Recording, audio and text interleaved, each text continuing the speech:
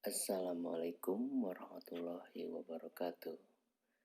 Bertemu lagi di channel YouTube Fakultas Ekonomi dan Bisnis.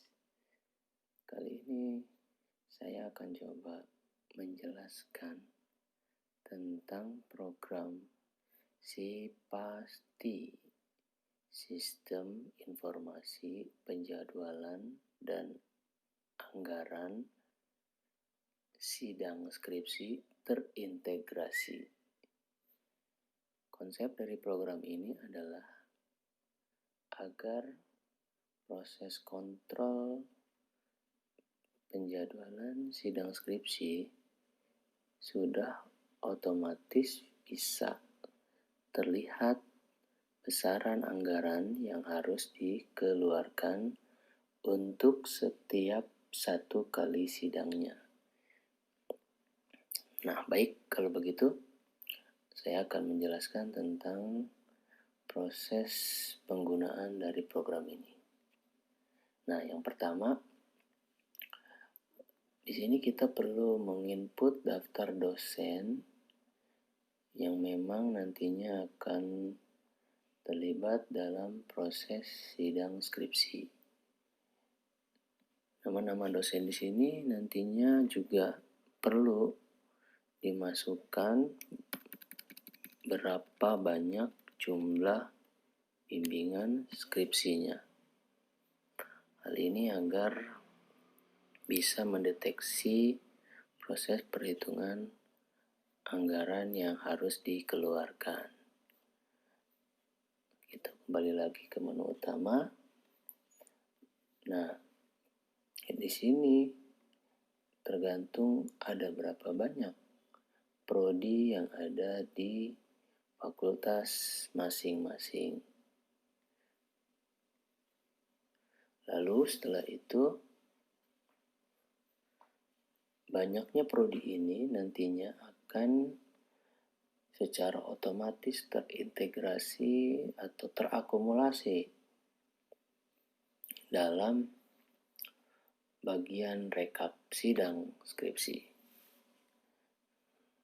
Nah, ini adalah jumlah dosen, nama-nama dosen dari 3 prodi yang terlibat dalam proses pelaksanaan sidang skripsi. Nah, selanjutnya kita melihat proses penginputan jadwal sidang skripsi. Ini saya ambil contoh dari prodi yang sudah menginput, yaitu prodi akuntansi. Ya, di sini kita lihat sudah 2 kali pelaksanaan sidang skripsi. Masing-masing pelaksanaan sidang itu sebanyak 16 kali. Baik, ini proses penginputannya. Dan ini adalah nama dosen yang diambil dari bagian atau menu daftar dosen. Ini dia nama-nama dosen yang diambil dengan menggunakan konsep hyperlink. Dengan menggunakan konsep data validasi. Nah, ini dia dari dosen pembimbing, ketua penguji 1, penguji 2. Nah, tadi di bagian dosen pembimbing nantinya akan terrecord total mahasiswa bimbingan yang sudah diinput di daftar dosen bagian jumlah bimbingan skripsi. Ini secara otomatis akan berelasi pada menu penjadwalan. Nih, di sini dia ya. Nah, setelah selesai menginput penjadwalan sidang skripsi para dosen, di sini nantinya akan terdeteksi bentrok atau tidaknya para dosen-dosen yang dijadwalkan dalam pelaksanaan sidang skripsi. Jadi ini di input satu persatu. Ketika ada bentrok, dia akan memberikan sebuah sinyal dalam bentuk warna pink.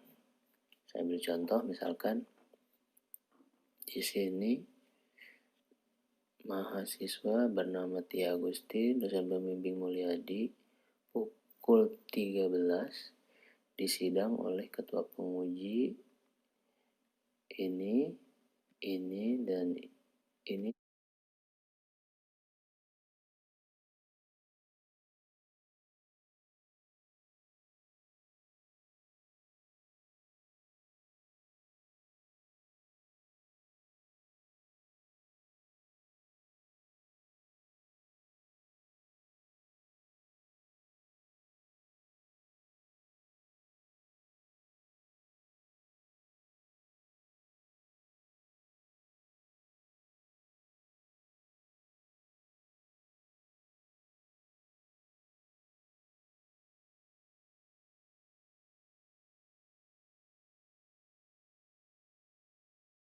Ini sebagai dosen pembimbing ya, perangkap penguji.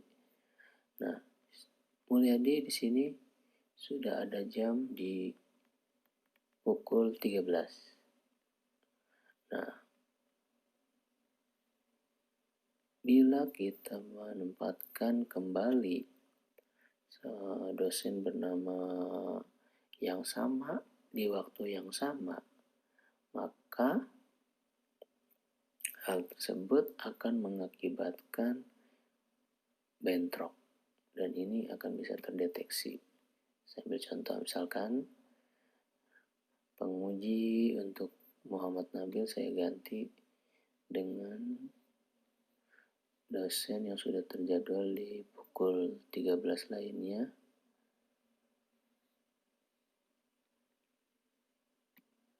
Nah, ini dia.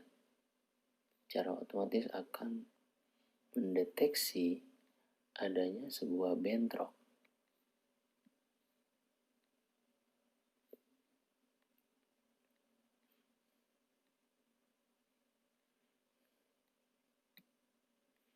Nah, setelah selesai terinput semuanya dan aman dari bentrok antar dosen, kita bisa melihat akumulasi untuk sidang per hari ini dengan total rincian jumlah bimbingan yang sudah tersidang. Ada berapa? Ada 16. Dosen yang terlibat dalam proses pengujian ini yang terdiri dari dosen penguji, ketua penguji, dan penguji, ya. Secara otomatis pun akan terhitung di sini dalam satu pelaksanaan sidang skripsi ini. Dia akan menghitung per orang yang nantinya akan dijumlah sebesar 48. Jadi dari 16 mahasiswa yang disidang skripsi, ya, di sini melibatkan proses pengujian 48 kali yang dilakukan oleh 17 dosen. Secara otomatis akan menghitung nilai rupiahnya. Angka rupiah ini hanya ilustrasi saja ya, bukan angka real yang sebenarnya. Ini dia. Secara otomatis akan menghitung. Baik, selesai hari pertama sidang skripsi, lanjut ke hari kedua dengan proses dan tahapan yang sama. Penginputan jadwal mahasiswa yang diuji oleh ketua penguji 1 dan didampingi oleh dosen pembimbing, kita input secara keseluruhan, maka dia pun secara otomatis akan menghitung jumlah akumulasi pelaksanaan sidang skripsi di hari itu dengan nilai total rupiah atau anggaran yang harus dikeluarkan sebesar ini. Nah, jika diasumsikan proses sidang skripsi sudah selesai secara keseluruhan untuk seluruh mahasiswa yang mendaftar skripsi atau mendaftar sidang skripsi, maka nantinya seluruh proses-proses sidang skripsi itu akan dihitung secara menyeluruh dalam kolom yang akan menjelaskan total keseluruhan dari pelaksanaan sidang skripsi yang sudah dilakukan.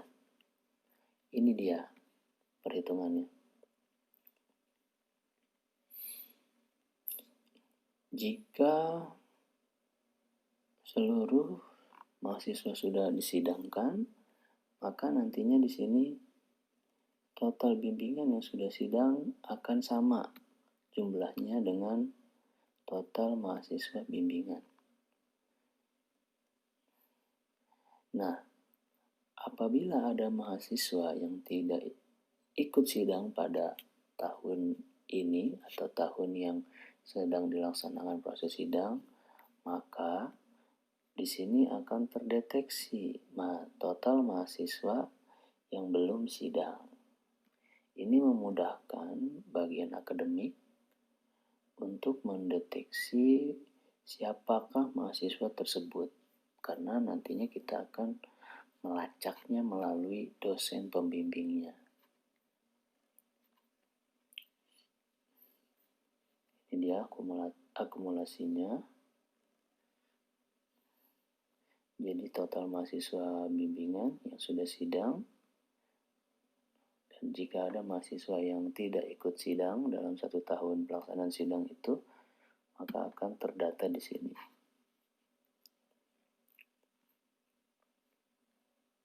Dan ini adalah total bimbingan plus non-bimbingan, menguji bimbingan dan bimbingan. Jadi maksudnya itu adalah dosen pembimbing yang menguji bimbingan sendiri atau mendampingi bimbingannya, lalu dosen yang dosen tersebut juga ada kalanya menguji mahasiswa yang bukan di bimbingannya. Ini akan terhitung di sini, terakumulasi di sini. Fungsinya adalah agar pimpinan fakultas atau prodi bisa mengontrol sirkulasi atau pembagian sidang bagi tiap-tiap dosen agar tidak terjadi penumpukan menguji hanya di beberapa orang saja. Ini artinya dimaksudkan terjadi pemerataan secara proporsional di antara para dosen dalam upaya mendapatkan sidang skripsi. Lalu di sini adalah total konsumsi dosen penguji. Jadi setiap pelaksanaan sidang itu dosen dapat konsumsi. Dan terakhir adalah total keseluruhan pengeluaran. Pengeluaran untuk pelaksanaan sidang atau pengeluaran untuk membayar honor mendampingi mahasiswa bimbingan sidang untuk dosen pembimbing, honor untuk dosen yang menguji bukan bimbingannya, dan honor untuk konsumsi. Ini dia akan mengakumulasi secara keseluruhan dosen tersebut selama ikut serta dalam proses sidang skripsi dalam pelaksanaan 1 tahun terakhir atau 1 tahun akademik terakhir. Ini akan terhitung total keseluruhannya. Nah, jika selesai dengan diasumsikan selesai untuk satu prodi, lalu prodi lainnya juga selesai, kita asumsikan ini selesai, dan kita asumsikan ini pun selesai, maka nantinya akan terekap pada bagian rekap sidang. Di sini ada beberapa dosen yang memang membimbing dan menyidang di beberapa prodi, sehingga hal itu akan menjadi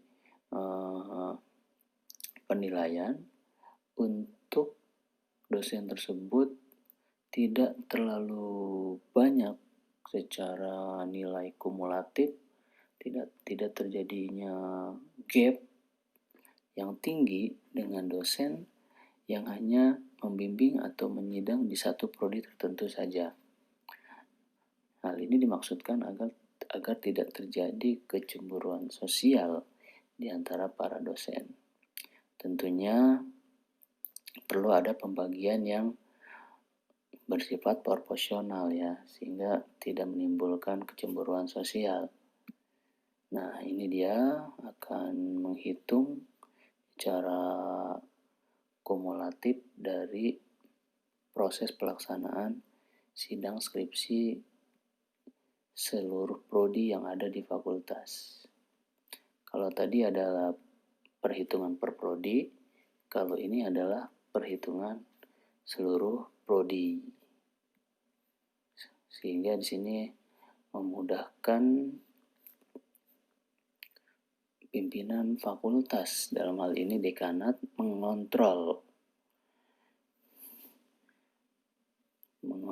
distribusi pembagian dan pelaksanaan sidang skripsi yang dikerjakan oleh prodi kepada para dosen tetap fakultas. Nah, baik teman-teman, itulah tentang konsep dari program SIPASTI ini. Konsep sederhana tetapi bisa memberikan informasi yang lengkap tentang distribusi pelaksanaan sidang skripsi. Nah, lalu program ini masih bersifat offline agar bisa dikontrol, agar bisa diketahui oleh pimpinan fakultas, dalam hal ini dekanat, secara real time, kapanpun, dimanapun, tanpa adanya batasan ruang dan waktu, maka program ini perlu di-online-kan. Karena memang proses pelaksanaan sidang skripsi, penginputan jadwalnya dikerjakan oleh prodi. Nah, untuk kepentingan tata kelola yang baik dalam hal pengontrolan agar tidak terjadi penumpukan atau tidak terjadi hal-hal yang memang bisa menimbulkan gap antara dosen satu dengan dosen yang lainnya, maka kontrol dimulai dari proses penginputan. Baik, kita langsung demokan saja bagaimana cara mengonlinekan program ini.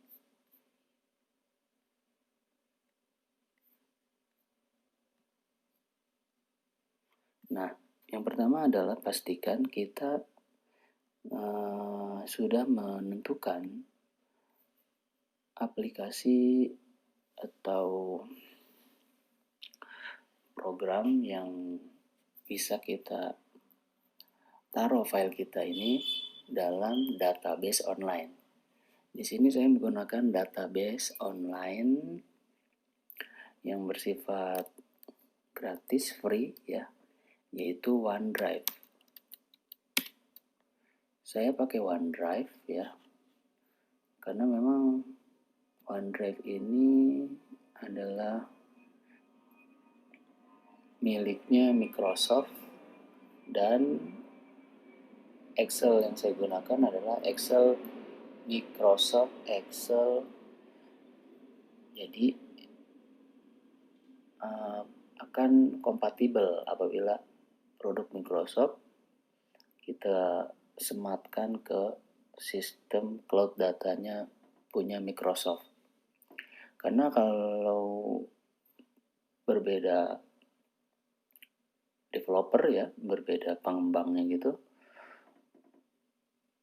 program yang sudah dibuat, program Excel yang sudah dibuat, itu tidak bisa berfungsi secara maksimal. Ada menu-menu yang hilang. Berbeda kalau memang satu pabrikan ya, Microsoft ketemu Microsoft, maka program Excel yang sudah dibuat dapat powerful, bisa digunakan tanpa adanya kekurangan. Yang membedakan hanyalah tampilan saja, tampilan offline dan tampilan online. Baik, langsung saja kita upload filenya agar bisa diakses secara online. Yang pertama-tama pastikan kalian sudah memiliki akun dari Microsoft OneDrive ini ya. Jika belum, lakukanlah sign up ya dengan cara membuat akun Microsoft OneDrive. Oke, proses pembuatan akunnya sama dengan membuat email pada umumnya ya. Tapi di sini yang digunakan adalah email Outlook. Pastikan domain yang digunakan adalah domain Outlook. Karena saya sudah membuat emailnya ya, nanti saya akan menggunakan email saya saja. Di sini saya tidak menjelaskan proses pembuatan email Microsoft OneDrive-nya. Ya, teman-teman bisa mengikuti saja tahapan-tahapan yang diminta oleh Microsoft dalam proses sign up email Outlook tersebut. Saya langsung gunakan email yang sudah saya punya saja.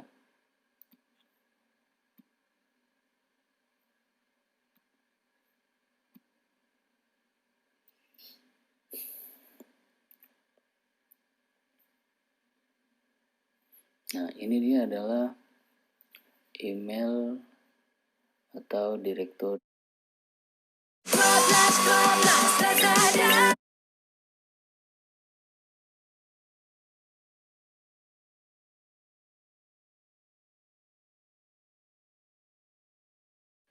atau direktori OneDrive saya dengan menggunakan email Outlook saya ya. Nah, sekarang kita upload file yang tadi sudah kita siapkan, file demo sidang skripsi, agar file tersebut bersifat online.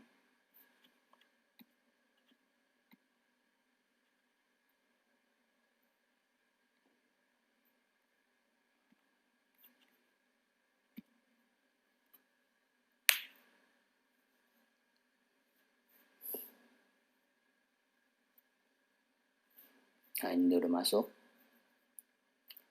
Untuk mengonlinekan program ini sangat mudah sekali teman-teman. Kita tinggal klik, centang, lalu share.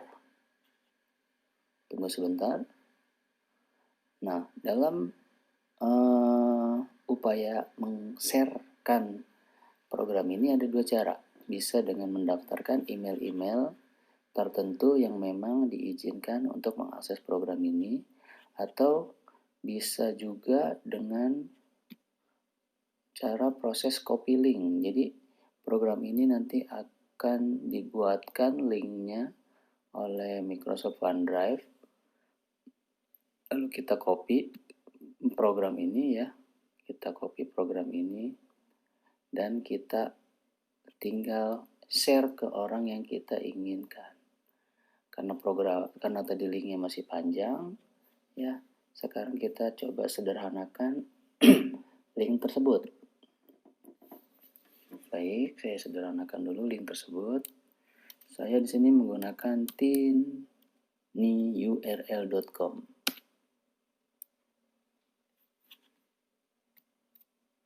Oke, ini sudah keluar tinyurl.com. Nah, enter a long URL to make tiny.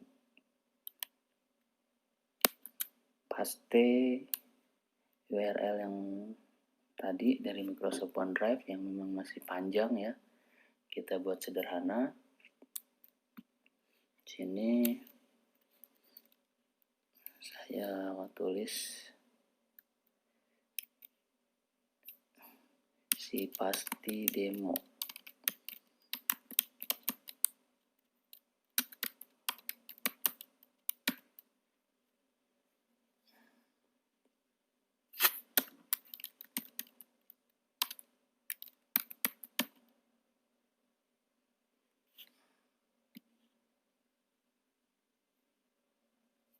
Oke, ini sudah jadi si pasti demo video. Copy to clipboard. Oke, kita copy. Nah, kita keluarkan dulu untuk memastikan kalau linknya ini berfungsi dengan baik.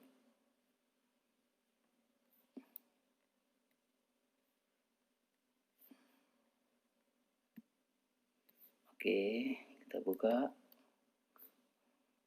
jendela browser yang baru. Kita paste di sini.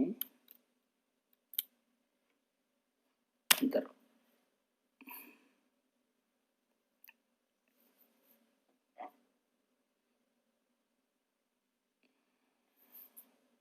Nah, ini dia.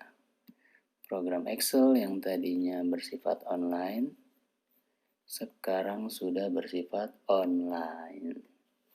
Ini dia teman-teman. Ini dia tampilan online-nya.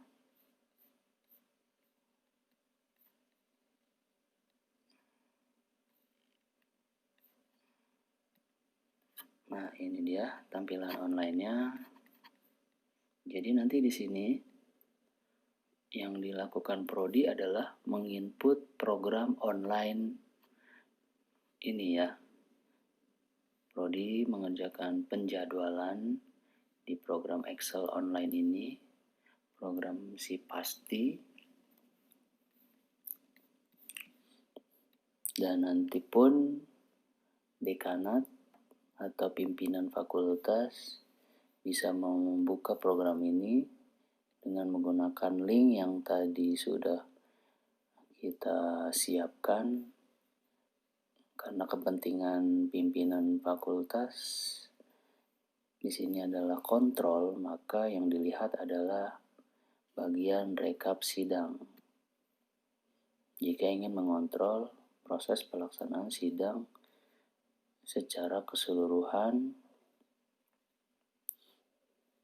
prodi yang ada di fakultas, atau juga bisa mengkontrol pelaksanaan sidang untuk tiap-tiap prodi.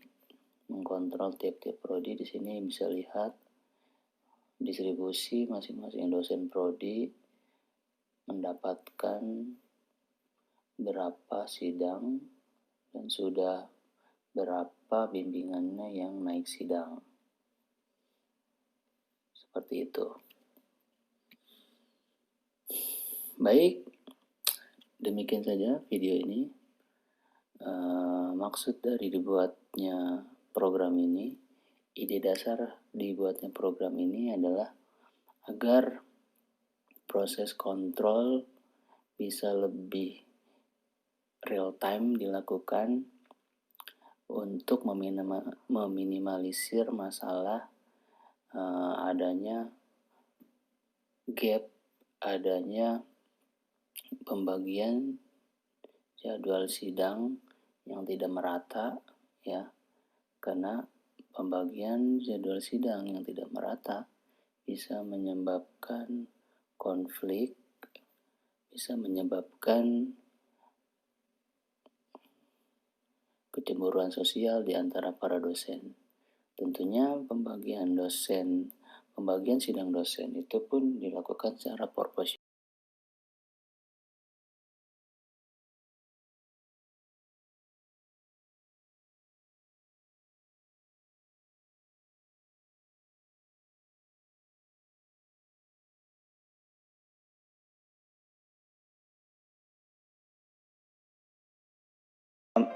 SPSS. Assalamualaikum warahmatullahi wabarakatuh. Hai guys, Arif di sini. Kali ini saya akan coba menjelaskan metode analisis regresi linear berganda. Metode ini umumnya digunakan pada penelitian-penelitian akuntansi, manajemen, ataupun penelitian-penelitian ilmu sosial lainnya. Penjelasan metode analisis regresi linear berganda ini saya ambil dari buku yang sudah saya tulis yang berjudul Metode Penelitian Akuntansi dan Manajemen. Seperti ini bukunya.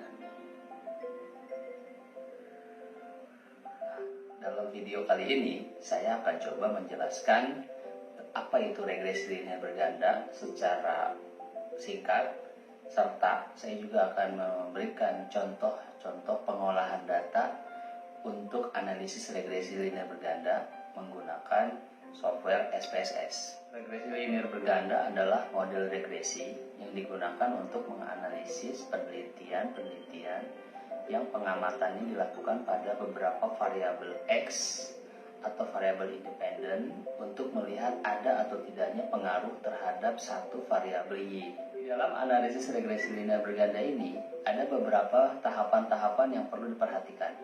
Yang pertama adalah uji instrumen apabila data sumber yang didapat berasal dari penyebaran kuesioner.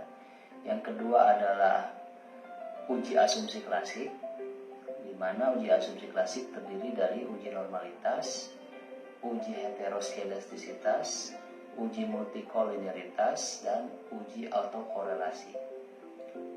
Lalu yang terakhir adalah uji hipotesis. Uji hipotesis terdiri dari uji kelayakan model atau uji F. Lalu kita melihat koefisien determinasi, nilai dari koefisien determinasi, dan yang terakhir adalah uji T. Karena data yang akan saya contohkan adalah data yang bersumber dari kuesioner, maka saya akan coba menjelaskan terlebih dahulu proses pengolahan data untuk uji instrumen. Oke guys, sebelum kita melakukan uji instrumen, langkah pertama yaitu kita menyiapkan tabulasi data yang akan kita olah. Seperti ini contohnya. Ini adalah variabel Y, variabel lean accounting. Saya sudah menyiapkan tabulasi datanya dengan struktur tabel seperti ini. Kalian nanti siapkan struktur tabel yang seperti ini agar memudahkan langkah kita untuk melakukan proses copy paste ke program SPSS. Lakukan hal yang sama untuk variabel-variabel lain. Di sini variabel X1 saya adalah CI atau continuous improvement. Ya guys, siapkan seperti ini.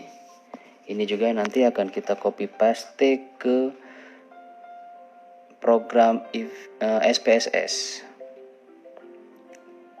Seperti ini ya bentuknya ya. Tabulasi data dengan struktur tabel Excel seperti ini. Lakukan hal yang sama untuk variabel-variabel berikutnya. Sini variabel X2 saya, value stream cost. Ini adalah butir-butir kuesioner. Lalu variabel-variabel berikutnya juga dilakukan hal yang sama. Balance scorecard, ini variabel X3 saya, dan terakhir variabel X4 saya, just in time. Saya buat juga struktur tabelnya sama persis dengan variabel-variabel yang lainnya. Seperti ini struktur tabel yang nantinya akan membantu kita untuk mempercepat proses copy paste ke kolom yang ada di SPSS. Lalu kemudian kita juga bisa membuat struktur tabel gabungan ya. Fungsinya di sini untuk lebih mempermudah kita dalam melakukan copy paste ke tabel yang ada di SPSS nanti, karena ini berisi semua data gabungan dari semua variabel yang kita teliti. Jadi kita tidak perlu mengcopy paste satu-satu variabel, tapi bisa langsung secara keseluruhan sekali kerja. Nah, seperti ini bentuknya ya, struktur kabel gabungan dari ke semua variabel yang kita akan olah datanya pada program SPSS. Oke guys, ya jadi lebih banyak ya dibanding per variabel, tapi ini mungkin lebih efisien dan efektif kalau saya melakukan hal ini, tidak satu-satu. Jadi saya buat dulu struktur tabel secara keseluruhan, saya siapkan program SPSS-nya, lalu saya copy paste sehingga prosesnya bisa langsung selesai. Oke guys, selanjutnya kita buka program SPSS. Oke guys, perlu kita ketahui uji instrumen ini penting dilakukan untuk penelitian yang sumber datanya berasal dari kuesioner, karena hal ini perlu dilakukan untuk melihat apakah butir pernyataan yang telah dibuat dalam kuesioner memenuhi syarat utama, yaitu validitas dan reliabilitas. Pada bagian variabel view di program SPSS, langkah pertama yang kita lakukan adalah memasukkan variabel-variabel yang kita teliti yang ada di program Excel ini. Contohnya, di sini ada variabel lean accounting 1, maksudnya di sini adalah indikator dari variabel lean accounting. Satu variabel terdiri dari 8 indikator. Ini tergantung variabelnya ya guys, tidak harus 8, jadi sesuai dengan variabel yang diteliti saja. Nah, kita masukkan indikator-indikator ini ke dalam program SPSS. Ya, kita ketik saja setiap nama indikator dari variabel yang kita teliti. Contoh tadi lean accounting ada 8 indikator, berarti kita buat di sini LA1 sampai LA8. Perlu diperhatikan di sini measure-nya dalam posisi scale ya guys. Lalu lakukan hal yang sama untuk indikator-indikator yang lainnya ya guys. Sini LA2, jangan lupa measure-nya dalam posisi scale. Lanjutkan seterusnya untuk keseluruhan indikator variabel. Di sini jumlah indikator tergantung dari representasi variabel ya guys. Tidak semua variabel jumlah indikatornya 8, tergantung dari penjabaran deskripsi variabel tersebut. Apakah 5 indikator saja sudah cukup menggambarkan deskripsi variabel tersebut, atau memang bisa lebih. Sifatnya tergantung dari konsep teori si variabel tersebut. Posisi measure-nya jangan lupa scale.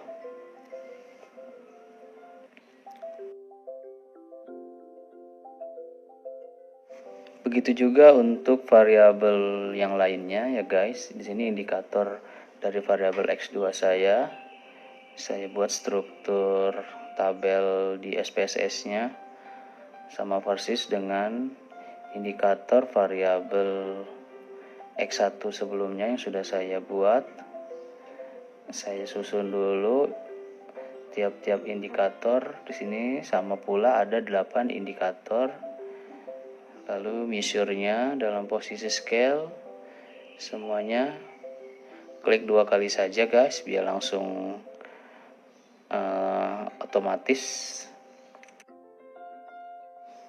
Lakukan kembali untuk variabel berikutnya ya guys, dengan cara yang sama.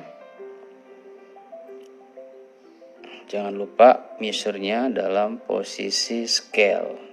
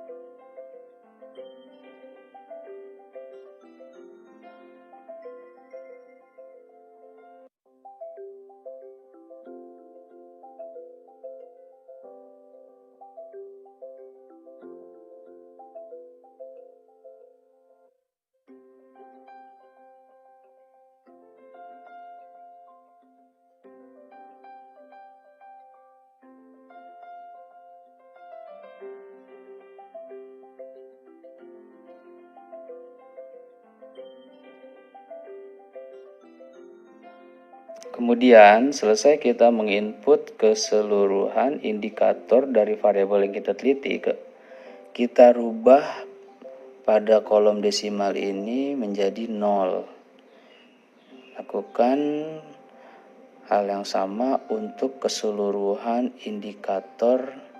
indikator variabel yang akan kita teliti. Ya, jangan sampai salah guys ya. Sini dalam posisi 0 semuanya.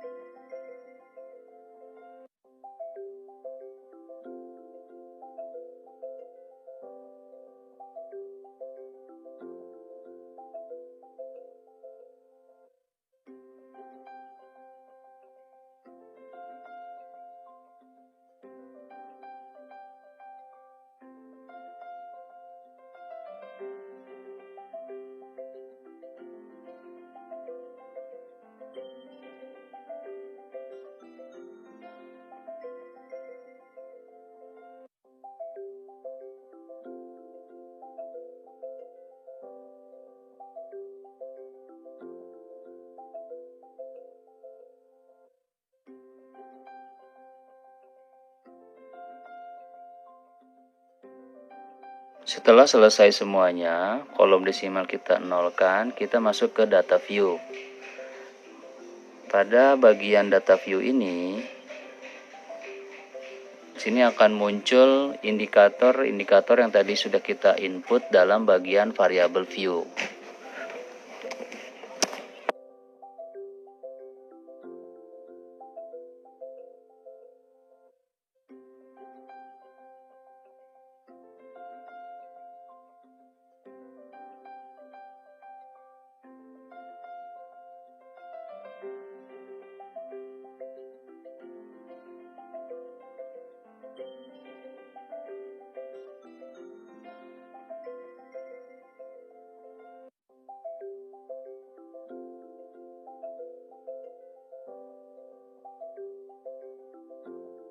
Kemudian kita copy paste data dari indikator setiap variabel yang kita buat dalam sheet gabungan. Kita copy datanya saja, karena nanti yang akan kita olah adalah data ini guys. Oke, copy semua, dipaste ke data view SPSS yang sudah kita siapkan. Oke guys, nah maka akan muncul seperti ini, persis seperti data gabungan yang ada di Excel.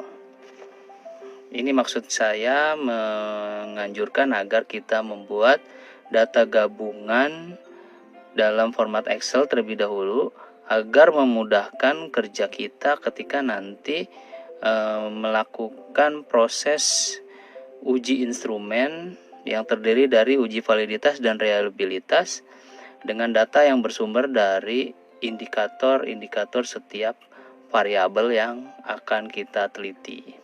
Seperti ini guys bentuknya.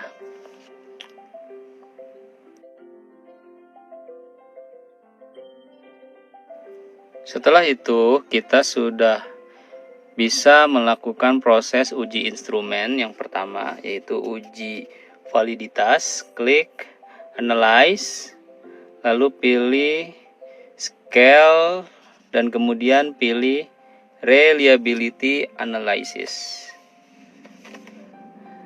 Nah, di sini blok butir pernyataan untuk setiap variabel. Contoh di sini variabel LA, lean accounting. Kita melakukan uji validitas ke semua indikator variabel. Di sini saya hanya menyontohkan yang variabel LA saja. Karena pada dasarnya cara yang sama dilakukan untuk indikator-indikator variabel yang lain.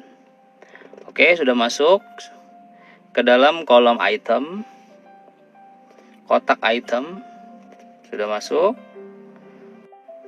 Dan pastikan pada bagian menu model dalam kondisi alpha. Lalu klik statistik, maka akan muncul kotak dialog Reliability Analysis Statistik. Pada kolom descriptive for centang diberikan tanda centang. Perhatikan pada bagian descriptive for di sini ada 3 kotak. Pastikan yang kita centang adalah pada bagian scale if item deleted. Lalu pada kolom inter item centang kotak correlation. Kemudian klik continue, lalu klik lagi OK. Maka akan keluar output seperti berikut ini.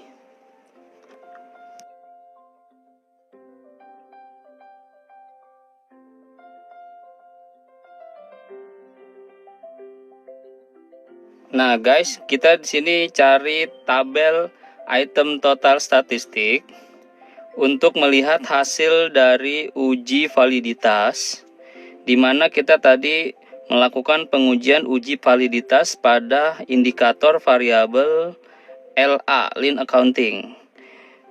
Variabel Lean Accounting memiliki 8 indikator. Jadi di sini kita lihat ya, nilai dari kolom corrected item total correlation ini kita bandingkan dengan nilai R tabel. Untuk mendapatkan nilai R tabel, kita harus menghitung dulu berapa degree of freedom dari sampel yang kita miliki. Rumusnya adalah DF sama dengan N dikurang 2. Berarti N di sini adalah jumlah sampel. Saya menggunakan 100 sampel. 100 dikurang 2 berarti didapatlah nilai DF-nya itu sebesar 98. Kemudian nanti dibandingkan dengan jumlah signifikansi yang digunakan. Saya menggunakan signifikansi sebesar 5%. Jadi nanti di sini di tabel R kalian lihat pada baris 98 kolom 5%, maka didapatlah nilai degree of freedom sebesar 0,197. Maka di sini kita bisa lihat apabila ada nilai butir pernyataan yang di bawah 0,197, maka butir pernyataan itu dikatakan tidak valid. Maksud tidak valid adalah bahwa butir pernyataan dianggap tidak bisa dijadikan alat ukur penelitian. Lalu kita bisa lakukan kembali pengukuran uji validitas untuk instrumen variabel yang lain.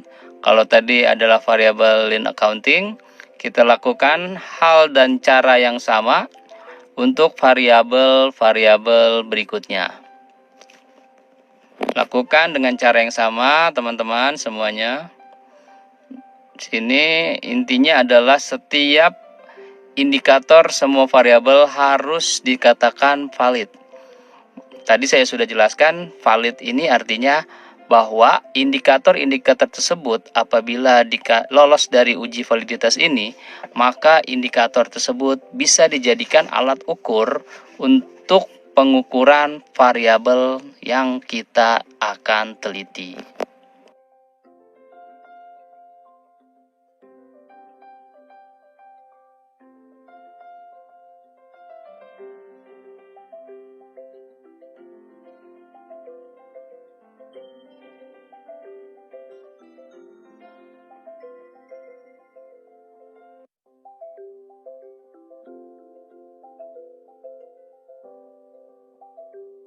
Selanjutnya di sini kita melakukan pengujian reliabilitas dengan cara yang sama seperti pengujian validitas. Pengujian reliabilitas di sini memiliki tujuan untuk mengetahui ada atau tidaknya kekonsistenan dari jawaban yang didapatkan walaupun kuesionernya ini digunakan berkali-kali kepada responden yang berbeda. Nah, di uji reliabilitas ini kita lihat tabel reliability statistik pada kolom Cronbach alpha. Di sini didapat nilai Cronbach alpha sebesar 0,648. Nah, nanti nilai 0,648 ini kita bandingkan dengan nilai R tabel yang tadi ya guys, yang sebesar 0,197. Nah, asumsinya adalah nilai Cronbach alpha harus lebih besar dari 0,197 agar didapatkan kesimpulan bahwa kuesioner yang digunakan dalam penelitian ini secara keseluruhan bersifat reliable. Dan bisa kita lihat di sini nilai Cronbach alpha sebesar 0,648 yang itu artinya lebih besar dari 0,197. Oke guys, selesai uji reliabilitas. Bisa kita simpan atau tidak. Opsi ini tergantung kalian ya. Jika ingin simpan, klik yes. Jika tidak, klik no.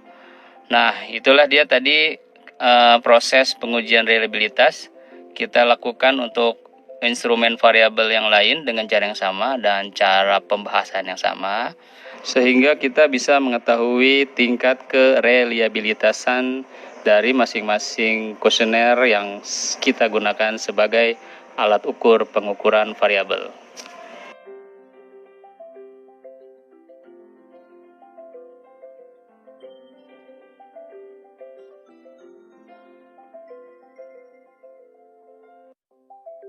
Dan setelah selesai melakukan pengukuran reliabilitas untuk seluruh variabel, maka yang perlu kita lakukan adalah jangan lupa di save ya guys hasil kerja ini, karena suatu saat mungkin bisa kita pergunakan kembali. Oke guys, sekian saja dari saya. Saya akhiri, subhanakallahumma wa bihamdika asyhadu alla ilaha illa anta astaghfiruka wa atubu ilaik. Wassalamualaikum warahmatullahi wabarakatuh.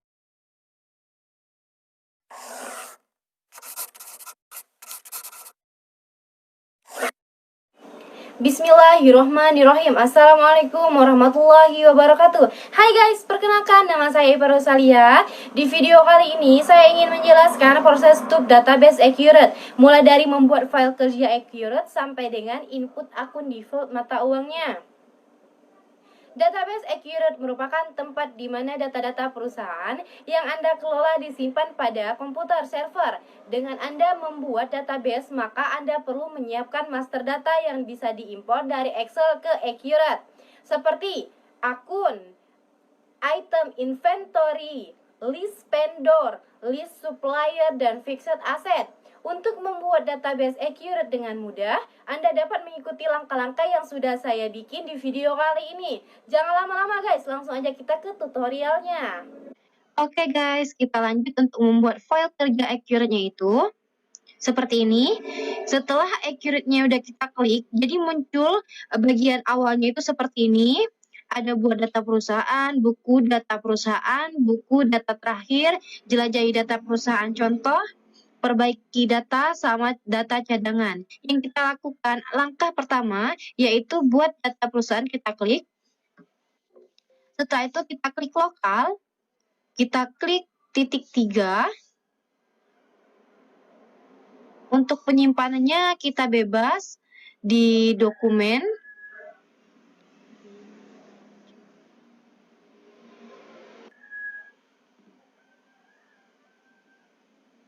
File name-nya kita bikin PT Maju Jaya.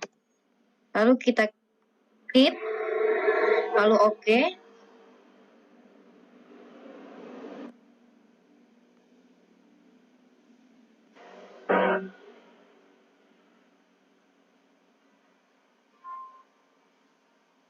Setelah itu muncul daftar seperti ini, nama penggunanya supervisor, kata sandinya kita gunakan yang sama, supervisor. Lalu kita klik OK. Setelah muncul tampilan selamat datang di Accurate, kita pilih bahasa yang akan digunakan, yaitu klik Indonesia, lalu kita klik lanjut. Lalu persiapan mahir, kita klik lanjut. Setelah itu, kita klik di bagian namanya ini, kita buat rupiah. Nilai tukarnya 1. tipe nilai tukarnya Rp1 berbanding 1, negaranya Indonesia, simbolnya Rp. Lalu kita klik lanjut. Setelah itu input informasi perusahaan, periode perusahaan, ketik nama perusahaan dan alamat. Ini nama perusahaan yang kita pakai tadi. Seperti ini, saya sudah bikin nama perusahaan PT Maju Jaya, alamatnya, lalu tanggal dimulainya ini kita bikin, ini anggap saja tanggal 30 bulan 5 2018. Lalu setelah itu kita klik lanjut. Setelah itu, ini diisi nomor seri fakturnya. Nomor seri fakturnya kita pakai 11.0000000,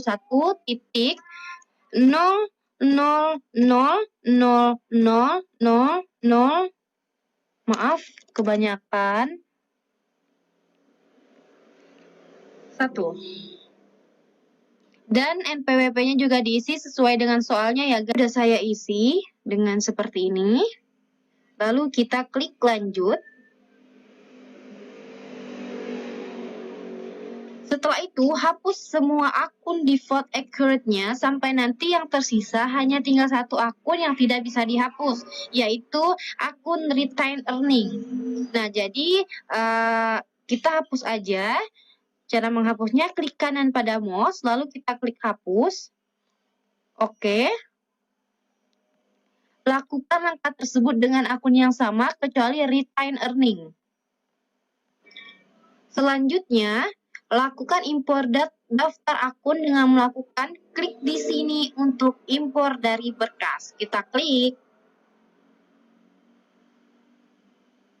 Setelah itu, kita klik berkas. Kita rubah file of tipenya itu menjadi Excel. Seperti ini. Kita klik daftar akun. Terus open, lalu kita klik ambil data. Selanjutnya, hapus baris pertama pada data sumber, yaitu nomor akun, dengan cara klik kanan mouse. Pada barisan nomor akun, kita klik hapus, lalu klik yes. Setelah itu, klik definisi kolom. Ini kita bikin nomor akun. Terus di sini nama akun. Terus di sini tipe akun. Lalu dia akan muncul seperti ini, dan ini kita ubah juga menjadi, nah ini udah saya ubah definisinya seperti ini. Lalu kita klik OK. Lalu kita klik import data. Lalu kita klik OK.